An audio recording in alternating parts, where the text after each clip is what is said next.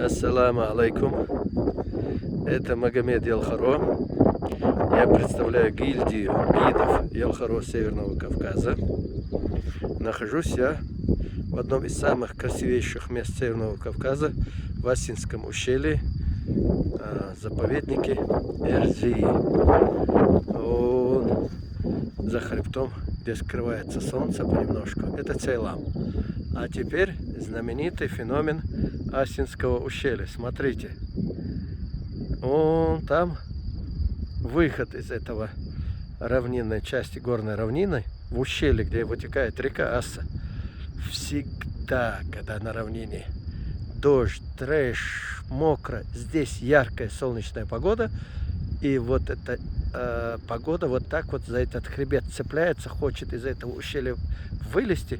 Но вот к вечеру, из-за того, что уже температура падает, понемножку облака переползают. Но целый день их вот этот хребет держит. Вы даже не представляете, какая это история. Всегда, когда едешь с равнины, думаешь, дождь, погода не та, в горах скучно, не хочется ехать, а на самом деле, как только ты проехал ворота Асинского ущелья и попадаешь в Таргимскую котловину, вот такая вот история великолепная.